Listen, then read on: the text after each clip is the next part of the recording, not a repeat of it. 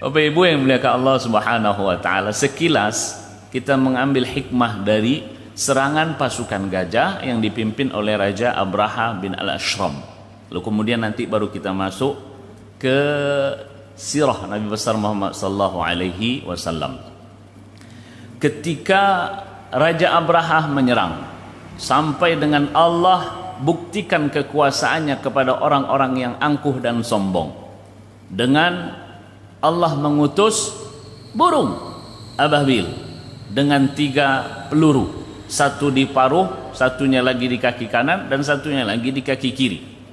Allah perlihatkan kekuasaan bagi musuh Allah Subhanahu wa taala. Maka kita mengambil hikmah yang pertama adalah bahwasanya Baitullah Al-Haram adalah mulia. Allah ingin memperlihatkan kepada kita bahwasanya Baitullah Al-Haram adalah mulia dan dimuliakan oleh Allah Subhanahu wa taala. Inna awwala baitin wudi'a lin-nasi lalladzi bi Bakkah. Sesungguhnya awal itu adalah yang pertama, rumah pertama. Lalladzi bi Bakkah. Inna awwala baiti wudi'a linnas, diletak untuk manusia, tempatnya di Makkah. Dalam Al-Quran disebut Bakkah. Allah Subhanahu wa taala yang menyampaikan kepada kita. Allah Subhanahu wa taala yang berfirman. Artinya bahwasanya Baitullah dengan peristiwa yang kemarin kita sampaikan membuktikan bahwasanya ini adalah mulia dan Allah Subhanahu wa taala yang menjaga.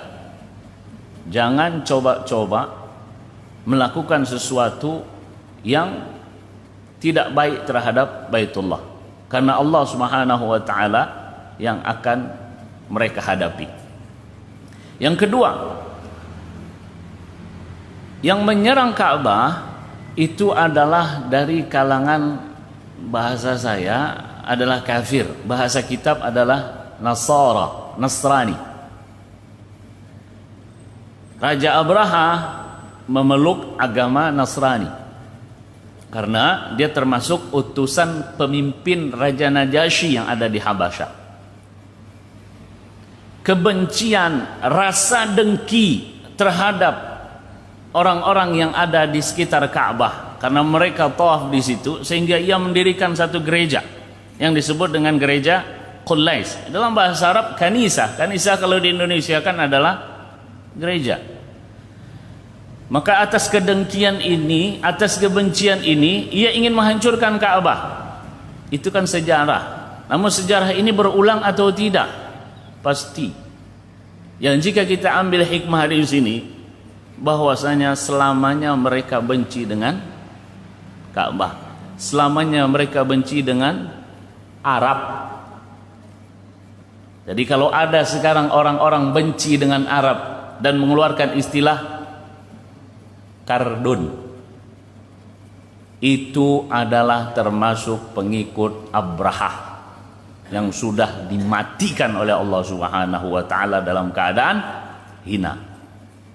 Jadi kita belajar sirah ini ingin melihat, dan yang kita lihat ini juga terjadi sekarang dan akan terjadi ke depan. Dengan tujuan apa? Agar kita mengambil persiapan dan kita mengambil peran, karena peran hanya 2 saja, hak batil. Mau ngambil peran di yang hak atau yang batil, itu saja. Karena tempat nanti di akhirat cuma 2, sorga dan neraka. Ciptaan Allah juga cuma 2, laki-laki perempuan, betina, jantan, betina. Tengah-tengah itu tak ada. Yang istilah sekarang LGBT, tak ada. Allah sudah ciptakan jelas, hewan saja ada laki-laki, jantan dan betina. Ada hewan yang berjalan gemulai begitu, laki-laki ataupun jantan, nggak ada. Ini manusia. Nah, Bapak Ibu saya muliakan Allah Subhanahu wa taala, peran kita membela kebenaran atau membela kebatilan. Yang membenci kepada Islam dari dulu sudah dinampakkan oleh Allah Subhanahu wa taala, dan dari dulu sudah ditampakkan oleh Allah Subhanahu wa taala kekuasaannya. Yang batil akan hilang, yang benar akan diberi kemenangan oleh Allah Subhanahu wa taala. Yang ketiga, hikmah daripada peristiwa serangan pasukan gajah. Setiap masa, setiap era ada penolong. Nah, itu pertanyaan saya tadi. Siapakah raja yang berusaha menghadang Abraha saat Abraha menuju Makkah dari Yaman untuk menghancurkan Ka'bah? Ada raja yang bernama Dzunafar di daerah namanya Himyar. Namun dia tidak mampu menghadapi kekuasaan daripada seorang Raja Abraha. Akhirnya ia pun ditawan. Kan begitu.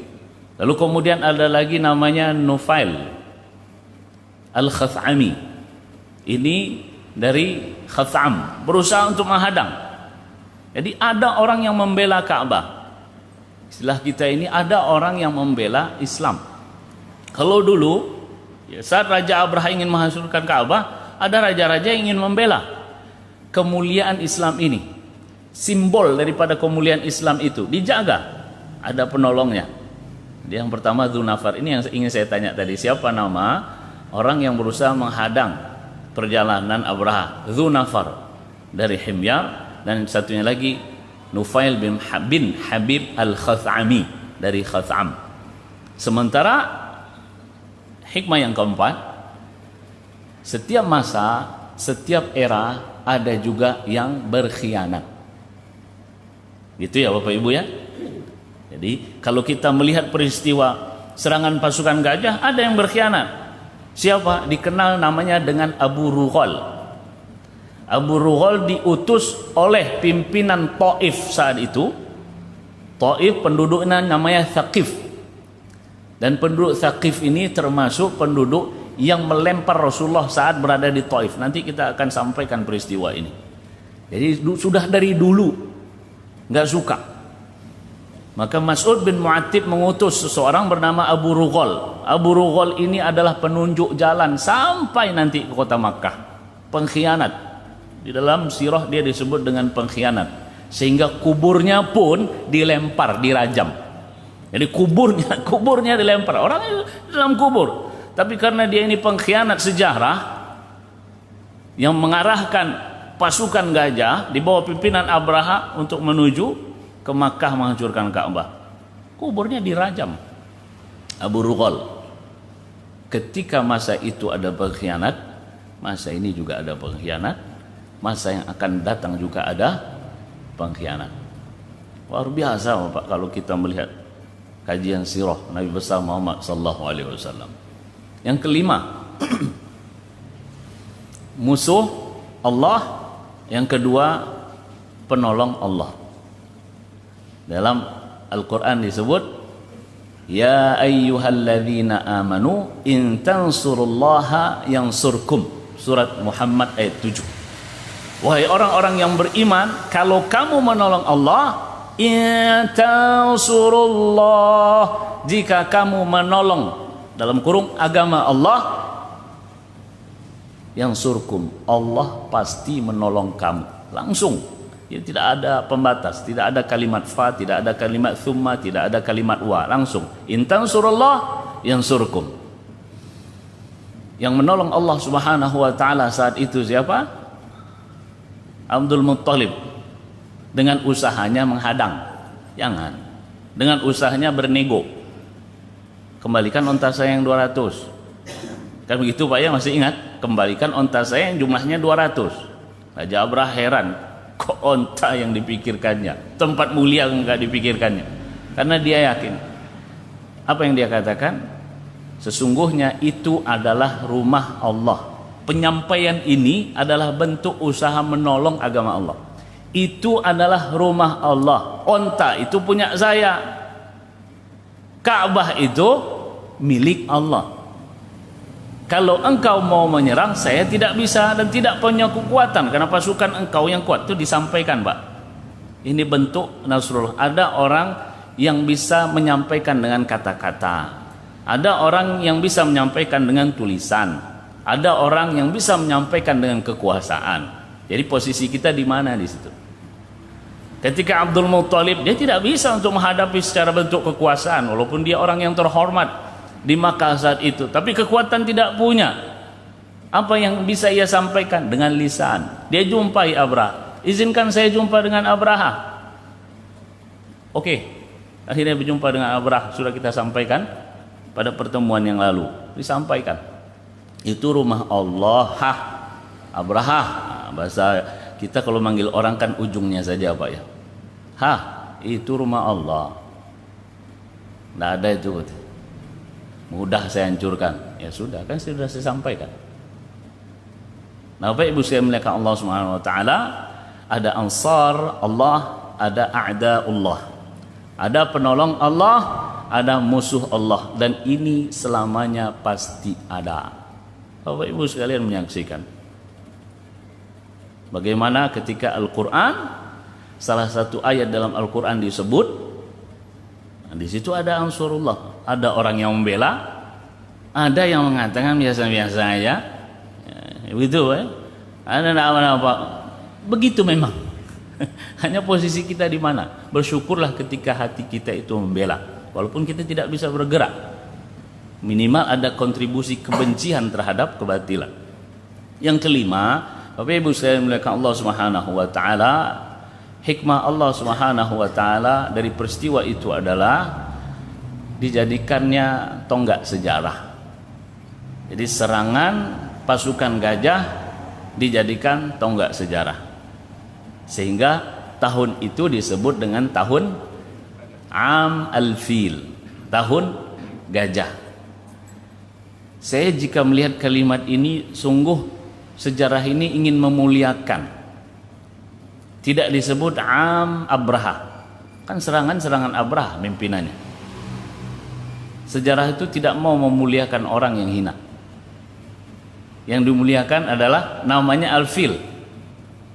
Karena fil yang pernah kita sampaikan ketika diarahkan ke sana menuju ke Ka'bah, dia bergerak? Tidak bergerak. Tapi ketika diarahkan dia ke Yaman, dia lari. Subhanallah. Maka tahun ini disebut dengan tahun gajah. Lahir sebelum tahun gajah, lahir pada tahun gajah, lahir sesudah tahun gajah. Jadi disebut kalimat-kalimat ini bentuk mengingatkan kepada kita tentang satu sejarah yang luar biasa dan diabadikan oleh Allah Subhanahu wa taala. Alam tara kaifa fa'ala rabbuka bi ashabil fil. Baik, Bapak Ibu sekalian yang dimuliakan Allah Subhanahu wa taala, kita lanjutkan ke kisah Nabi besar Muhammad sallallahu alaihi wasallam. Itu hikmah yang sebenarnya pada pertemuan lalu akan saya sampaikan, namun waktunya. Apa yang ingin kita sampaikan lanjutan daripada sirah adalah nasab Nabi besar Muhammad sallallahu alaihi wasallam, dan mudah-mudahan sampai kepada lahir Nabi besar Muhammad sallallahu alaihi wasallam. Di dalam kitab sirah disebutkan begini: Inna lin nabi ashrafa nasaban wa akmala khalqan wa khuluqa. Dari kalimat ini nanti kita akan mengambil satu intisari yang sangat-sangat luar biasa. Inna lin nabiyyi ashrafa nasaban. Sesungguhnya pada Nabi besar Muhammad sallallahu alaihi wasallam, ataupun sesungguhnya Nabi Muhammad sallallahu alaihi wasallam memiliki nasab yang paling mulia. Bukan nasab mulia, tidak. Nasab yang paling mulia. Ashraf, ashraf itu artinya lebih mulia, paling mulia. Kenapa ini saya tegaskan kuat? Kalaulah ia merupakan sosok dari nasab keturunan yang paling mulia, bisakah kita mengatakan bapaknya masuk neraka? Kalau kita katakan bapaknya masuk neraka, berarti kita menyatakan bahwasanya nasabnya tidak mulia. Betul Bapak? Soalnya kan kita dengar ini, pernah kita dengar seperti itu. Tapi kita tidak mau memperpanjang. Hanya kalimat ini saja yang ingin saya sampaikan. Bahwasanya Nabi besar Muhammad sallallahu alaihi wasallam keturunannya itu paling mulia. Bukan mulia tapi paling, beda itu. Kalau paling turun jadi mulia, kalau mulia turun lain itu. Paling hebat turun dia hebat. Tapi kalau hebat turun dia dari hebat, sudah nggak hebat jadinya. Subhanallah. Maka kita ketika berdoa itu diminta oleh Allah Subhanahu wa taala, diajarkan oleh Rasulullah sallallahu alaihi wasallam, kalau kamu minta, mintalah surga Firdaus. Surga Firdausnya surga paling tinggi. Turun sedikit dari situ masih di surga. Coba kalau mintanya surga yang paling rendah, turun neraka. Subhanallah. Islam pun mengajarkan kita seperti itu. Maka Bapak Ibu sekalian muliakan Allah Subhanahu wa taala, Rasulullah sallallahu alaihi wasallam sampaikan dalam hadis sahih riwayat Muslim tentang bahwasanya saya agak terharu ketika menyampaikan ini, karena sedih ketika orang menyampaikan hal yang tidak layak kepada atasan Nabi Muhammad SAW, bapaknya, kakeknya, dan seterusnya. Karena ujung-ujungnya nanti kepada Nabi Ismail alaihissalam. Nah, Bapak Ibu sekalian muliakan Allah Subhanahu wa taala, apa kata Rasulullah SAW? Innallaha, sesungguhnya Allah, istafa Kinanatan min Ismail. Kalimat yang dipilih oleh Rasulullah istafa. Istafa itu artinya sesuatu yang baik. Nah, sesuatu yang baik. Dari yang baik ini terpilih yang terbaik. Itu namanya istafa. Jadi pada dasarnya dia baik di situ. Tetapi dipilih yang paling terbaik. Maka seseorang itu baik ketika dia mendapatkan taklif, beban, perintah, dan saat dia sudah dapat perintah. Jadi sosok Nabi sallallahu alaihi wasallam ini adalah terbaik dari yang baik. Pilihan kata di dalam bahasa Arab memiliki makna. Makanya kenapa saya sampaikan bahasa Arabnya dulu, agar kita tahu begitu luar biasa pilihan kata dari Rasulullah. Maka innallaha astafa Adam dalam ayat Al-Quran.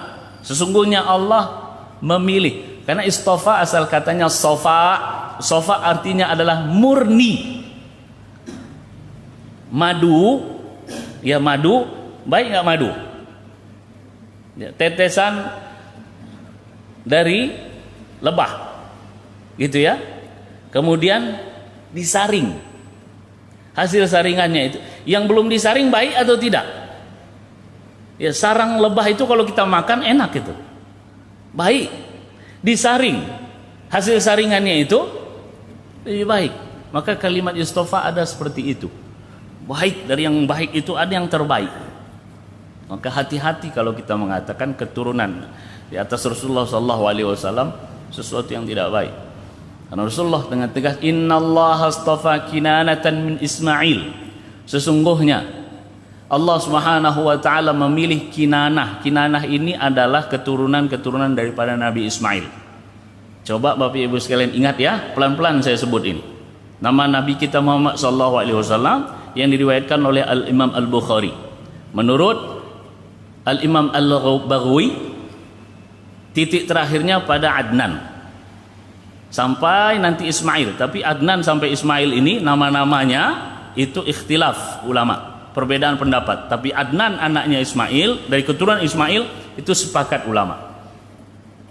Coba Bapak Ibu sekalian dengarkan pelan-pelan.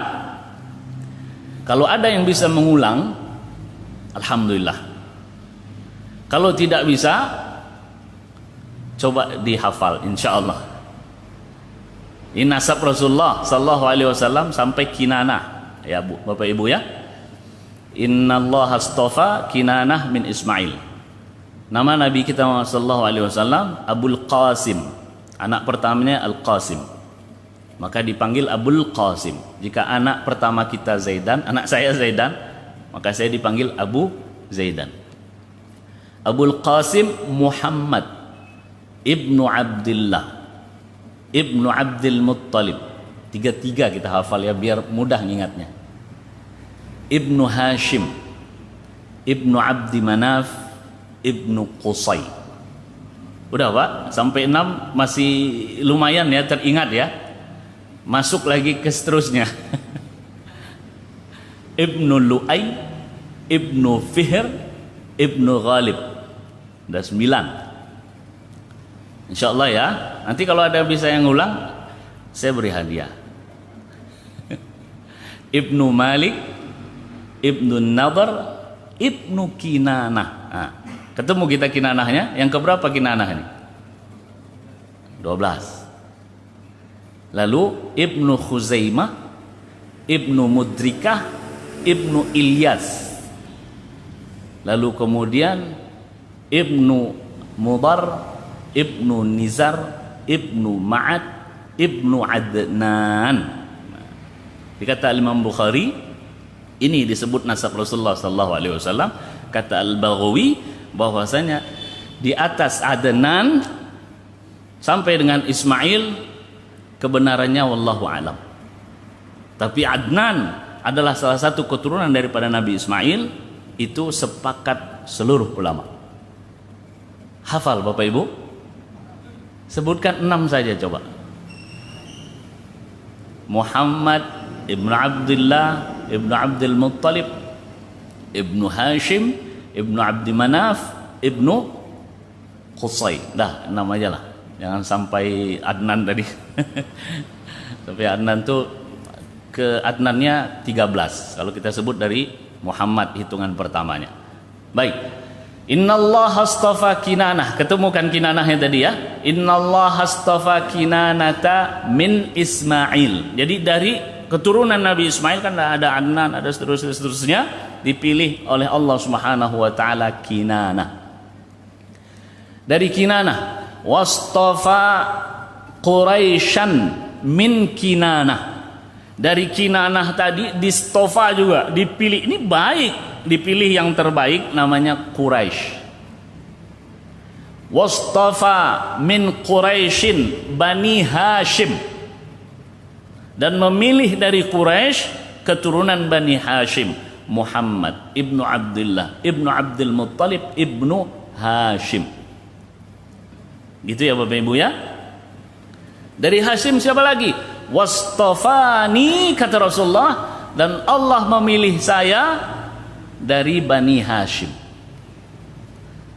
Rasulullah menyampaikan kepada kita, wa sadaqa Rasulullah sallallahu alaihi wasallam.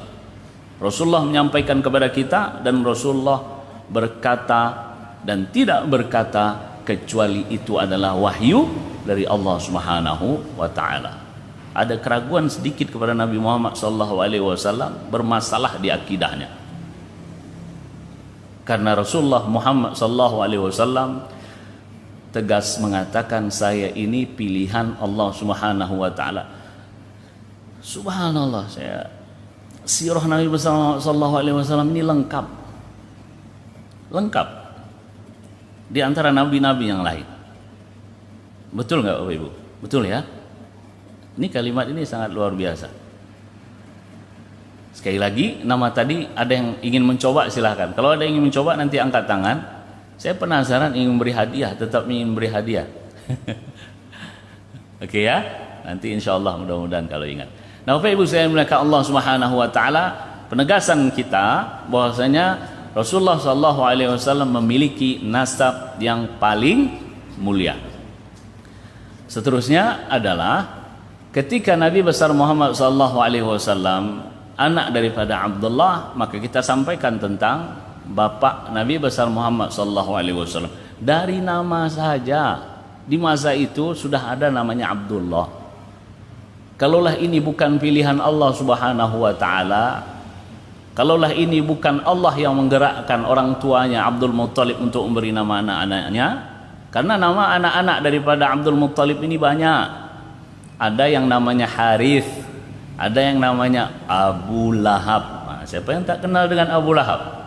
Ada yang namanya Abu Talib, ada yang namanya Hamzah ibnu Abdul Muttalib. Jadi anaknya ada yang baik, dan ada juga yang menjadi penjahat kelas kakap, Abu Lahab. Dan pamannya yang sangat menjaga sekali dari kecil, Abu Talib. Nah, kita berbicara tentang Abdullah, bapak Nabi besar Muhammad sallallahu alaihi wasallam. Ini juga dalam masalah cobaan dihadapi oleh kakek Nabi besar Muhammad sallallahu alaihi wasallam. Kalau seumpamanya lahir nanti laki-laki, ini akan saya, apa istilahnya Pak? Untuk Ka'bah, akan saya serahkan untuk Ka'bah. Akan saya jadikan tumbal lah untuk Ka'bah. Akan saya jadikan kurban untuk Ka'bah. Bahasa yang tepat apa ya? Ada yang mendapatkan bahasa yang tepat?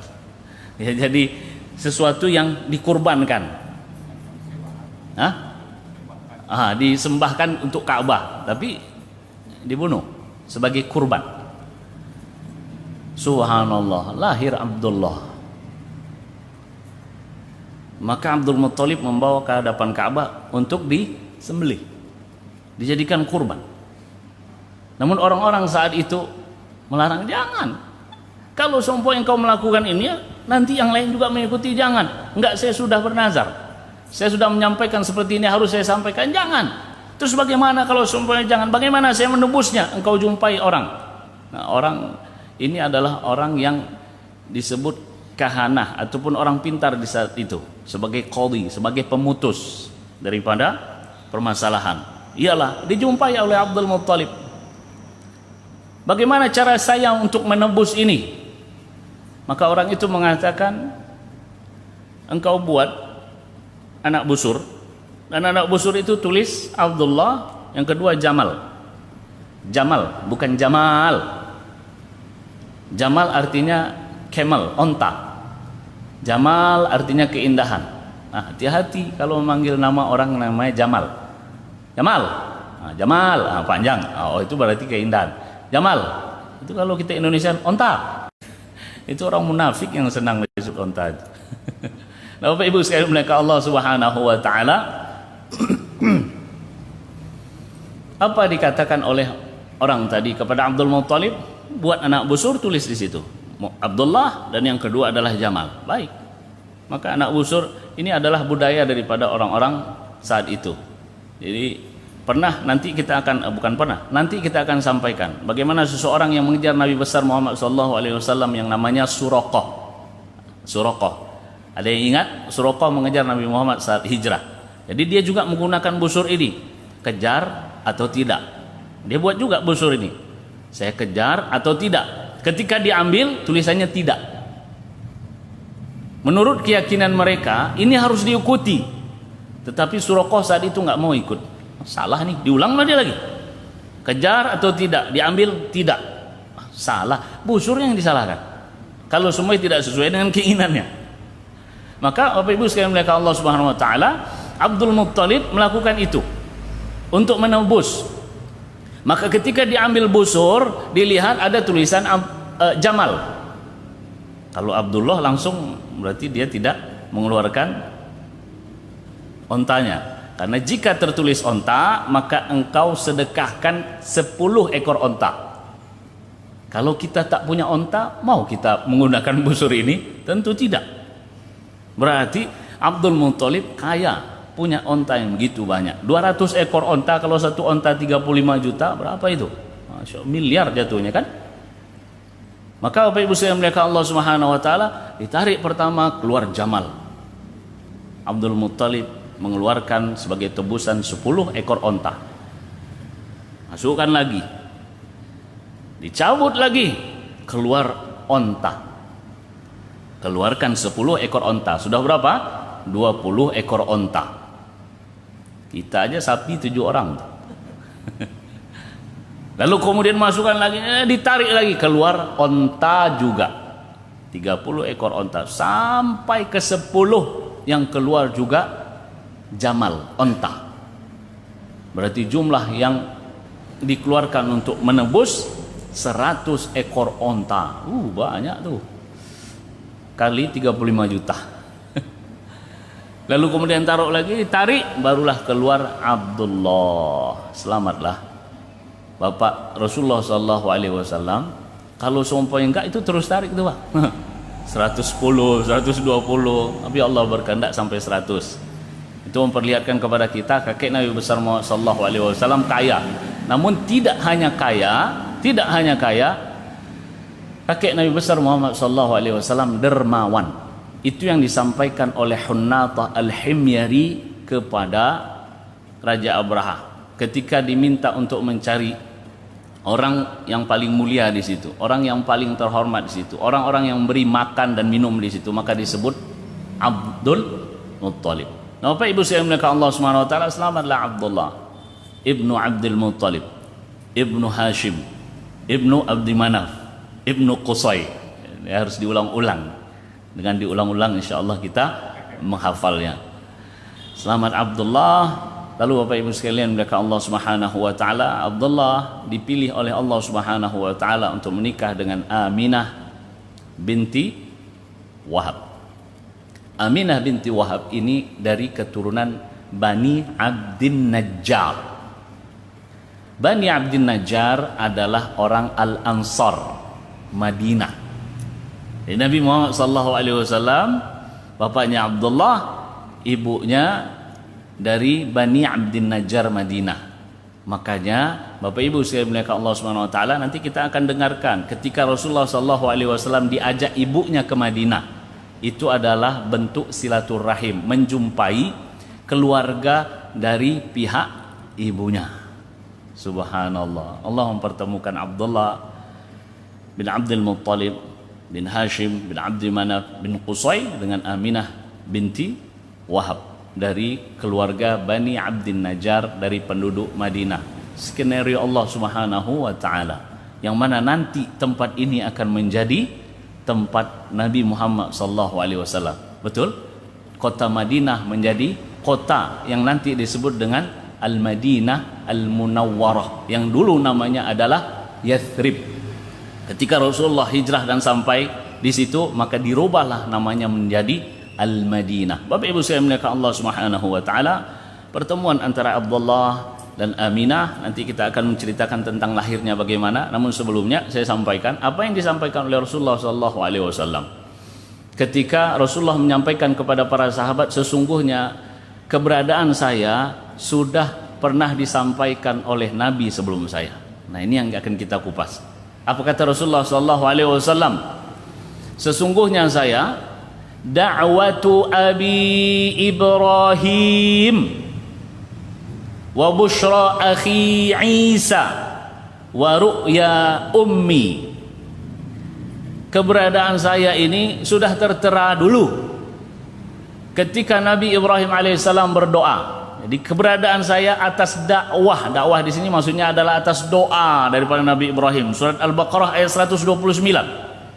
Rabbana wab'ats fihim rasulan minhum. Rabbana wahai Tuhan kami, wab'ats fihim, utuslah di kalangan mereka rasulan, seorang rasul. Ada enggak nabi-nabi sebelum ini yang didoakan oleh nabi sebelumnya? Enggak ada ya? Subhanallah. Senang kita Bapak Ibu mengkaji sirah Nabi Muhammad SAW, membuat kita lebih cinta kepada Nabi Muhammad SAW. Nabi Ibrahim itu adalah bapak para nabi, berdoa jauh hari, Rabbana wa ba'ats fihim rasulan minhum. Utuslah seorang rasul dari kalangan mereka, minhum dari kalangan mereka, bukan dari kalangan jin. Kalau semua minal jin, wa ba'ats fihim rasulan minal jin, hendaklah ya. Ataupun rasulan minal malaikah, tidak, tapi minhum dari kalangan mereka, kalangan Quraisy, kalangan orang-orang Arab. Oh, yang benci sama Arab, Nabi Muhammad sallallahu alaihi wasallam minal Arab, dari kalangan Arab, dan kalangan Arab yang mulia Quraisy. Kalian yang benci kepada Arab berarti kalian benci kepada Nabi Muhammad sallallahu alaihi wasallam. Ini kepada siapa saya sampaikan? Kepada layar ini bagi yang melihat nanti. Nah, Bapak Ibu sekalian muliakan Allah Subhanahu wa taala, Rasulullah sallallahu alaihi wasallam, ya kembali saya mengingatkan bahwa ini adalah pilihan Allah Subhanahu wa taala. Didoakan oleh Nabi Ibrahim, da'wat, bahkan bahasa Rasulullah, da'watu abi, doanya bapakku. Jadi kalimat abi ini tidak berarti kepada bapak langsung, bisa jadi abi ini kepada paman Rasulullah sallallahu alaihi wasallam, Abu Talib. Jadi kalau seumpamanya Abu Talib masuk neraka, memang masuk neraka. karena diajak nanti insyaallah dalam perjalanan sirah akan saya sampaikan juga. Nah, Bapak Ibu saya muliakan Allah Subhanahu wa taala, Rasulullah kata ana da'watu abi Ibrahim rabbana wa ba'ats fihim rasulan minhum. Apa tugasnya? Yatlu alaihim ayatika, yang membacakan kepada mereka ayat-ayatmu ya Allah, ayat yang tertulis ataupun ayat kauniyah, firman Allah Subhanahu wa taala atau apa yang nampak. Apalagi wa yu'allimuhumul kitaba wal hikmata wa yuzakkihim. Yang ingin saya ambil di sini adalah bahwasanya Rasulullah menyampaikan kepada kita, saya ini ada atas doa, di antaranya doa Nabi Ibrahim alaihissalam. Disebut Nabi Ibrahim karena Nabi Ibrahim ini bapak para nabi, Bapak Ibu. Tidak disebut nabi yang lain. Karena dari Nabi Ibrahim ini ada Nabi Ismail, ujung-ujungnya kepada Nabi Muhammad sallallahu alaihi wasallam. Yang kedua, wa busyra akhi Isa, dan saya ini atas kabar gembira, berita gembira dari saudara saya Nabi Isa alaihissalam. Dalam surat As-Saff ayat 6. Wa idh qala Isa ibn Maryam ya bani Israila inni Rasulullah ilaikum musaddiqan lima baina yadayya, membenarkan apa yang ada pada diri saya, wa mubasysyiran bi rasulin ya'ti min ba'di ismuhu Ahmad,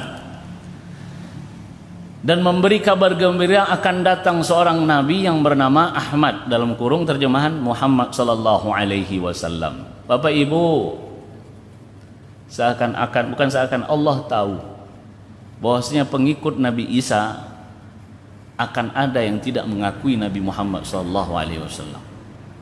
Betul?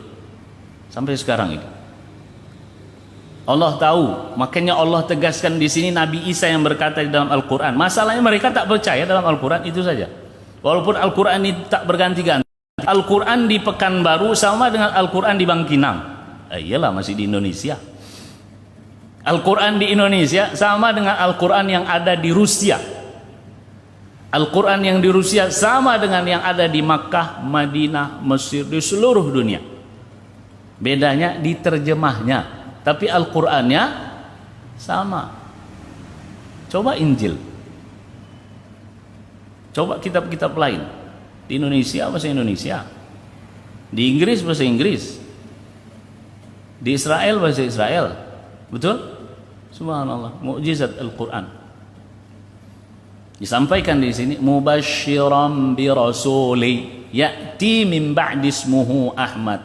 Nabi yang mereka percaya, yang mereka imani, menyampaikan mubasysyiran, kabar gembira. Datangnya Nabi Muhammad sallallahu alaihi wasallam itu adalah berita gembira, bukan berita sedih, bukan berita duka bagi kalian. Tapi bagi orang Yahudi dengan dipilihnya Nabi Muhammad SAW, marahnya sampai lama, sampai sekarang. Saat Nabi Muhammad ada, sampai Nabi Muhammad SAW tidak ada di atas muka bumi. Mubasysyiran bi rasul, memberi kabar gembira. Pertanyaan saya Bapak Ibu, kabar gembira ini disampaikan kepada kita saat sesuatu itu udah ada atau belum ada?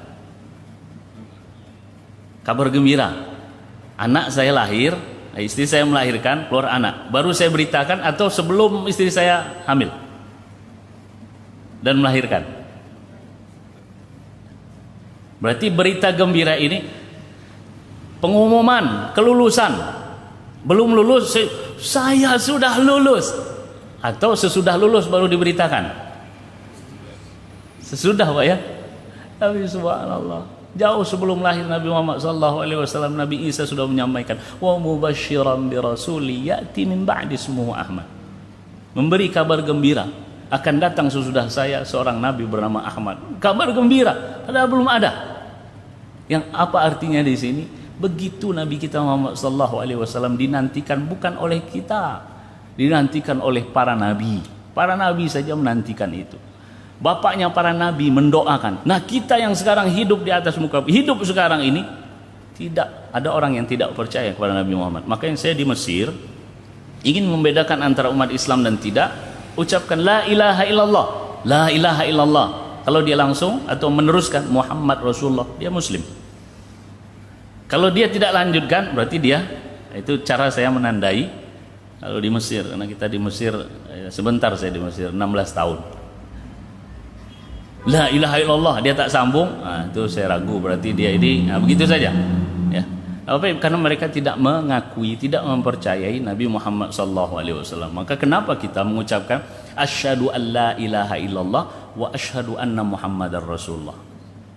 Ketika orang kafir dia ingin masuk Islam, ada kalimat wa asyhadu anna Muhammadar Rasulullah. Asyhadu an la ilaha illallah pertama, yang kedua adalah percaya bahwa Nabi Muhammad adalah utusan Allah. Selesai, muslim dia. Seluruh kesalahan, seluruh maksiat dia sebelum dia ucapkan asyhadu an la ilaha illallah hapus, hilang sehilang-hilangnya. Subhanallah. Beruntung sebenarnya mereka jika mengucapkan asyhadu an la ilaha illallah terhapus dosanya, tapi jangan kemudian tidak sholat, tambah lagi dosa nanti. Bapak Ibu saya melihat Allah Subhanahu wa taala.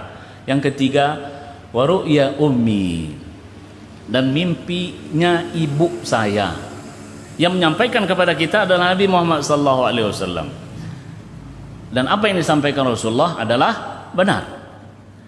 Wa ru'ya ummi annaha kharaja minha nurun adaa qusura asyam. Mimpi ibu saya keluar cahaya yang mana cahaya ini menerangi sampai ke Syam. Dari Makkah cahayanya menerangi sampai ke Syam. Syam itu Damaskus, ya, maksudnya Suria, kemudian Lebanon, kemudian Palestina, itu adalah Yordania, itu termasuk Syam. Subhanallah. Jadi Rasulullah SAW menyampaikan kepada kita, keberadaan saya itu sudah merupakan doa daripada Nabi Ibrahim, berita gembira daripada saudara saya Isa, dan mimpinya ibu saya. Nah, Bapak Ibu sekalian muliakan Allah Subhanahu wa taala, masuklah kita saat-saat terakhir Rasulullah SAW akan dilahirkan. Kita teruskan ya. Teruskan Bapak Ibu. Nah, ini panjang lagi nanti ini. Ya, Abdullah menikah dengan Aminah binti Wahab dan disampaikan oleh Rasulullah SAW.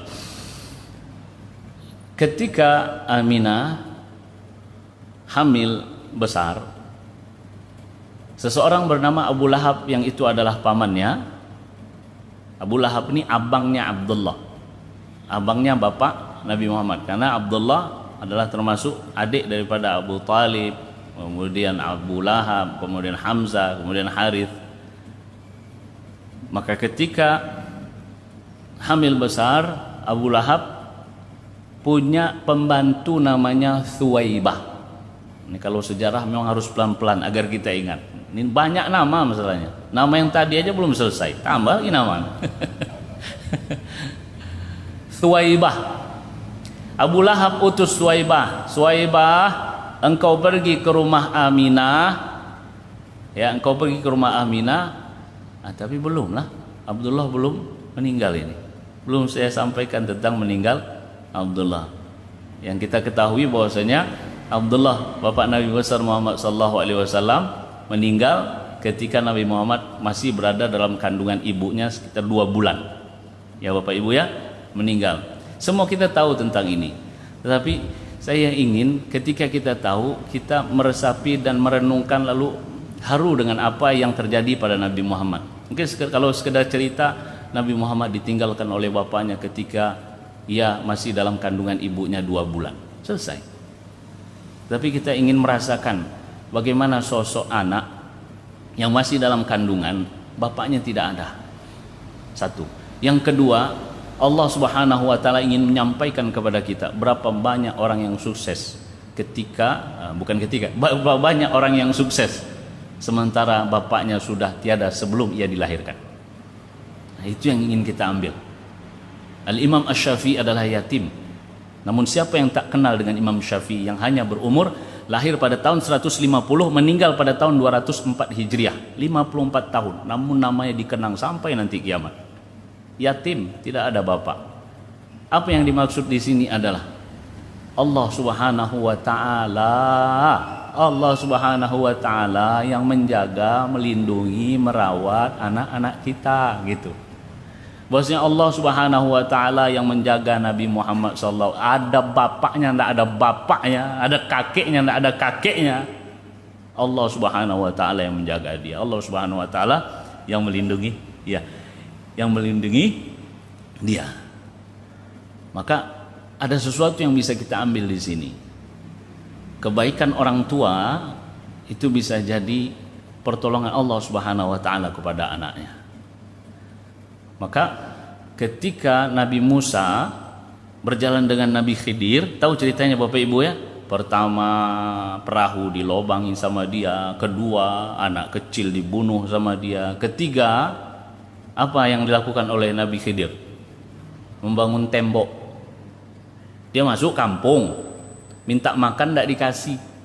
Saat keluar dari kampung itu ada tembok yang miring akan roboh. Dia luruskan lagi, dia bangun. Apa kata Nabi Musa?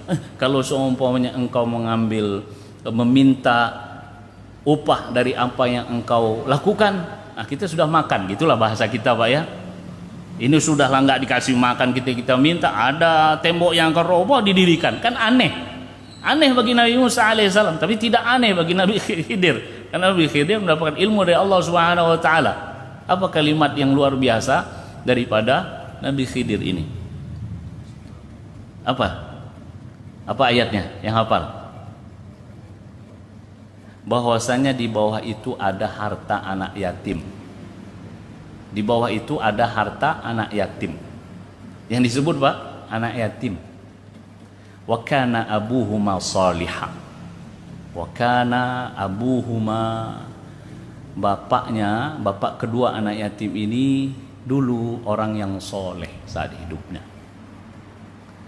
Ketika orang tua soleh, maka harta anaknya dijaga oleh Allah Subhanahu wa taala. Nah, itu yang ingin kita ambil. Ketika Rasulullah SAW masih dalam kandungan bapaknya tidak ada, Allah ingin menyampaikan kepada kita, bukan bapakmu yang menjaga dirimu, bukan bapakmu yang melindungi kamu, namun kekuatan dan kekuasaan dan kasih sayang Allah Subhanahu wa taala kepada anak kamu bisa jadi karena kesolehan kamu. Maka saya pernah baca bukunya Ippo Santosa, kebaikan orang tua itu selamanya akan ada. Kalau dia tidak turun kepada anaknya, akan turun nanti kepada cucunya. Dan kebaikan itu adalah sesuatu yang akan kembali nanti insya Allah. Dan banyak kisah-kisah ini kita lihat di mana orang melakukan kebaikan lalu kemudian di saat yang lain ternyata ya banyak kisah ketika anak membantu memberikan sesuatu ataupun bapak memberikan sesuatu obat. Saya melihat cerita motivasi di mana seorang penjual obat di apotik, ada anak yang gitu lemas, dia orang tuanya sakit, kemudian diberi saja obat tanpa dibayar. Ternyata saat bapak tadi sudah tua dan dia sakit masuk rumah sakit, bayarannya mahal, yang membayar adalah anak kecil yang sudah besar menjadi dokter. Karena kita tidak tahu.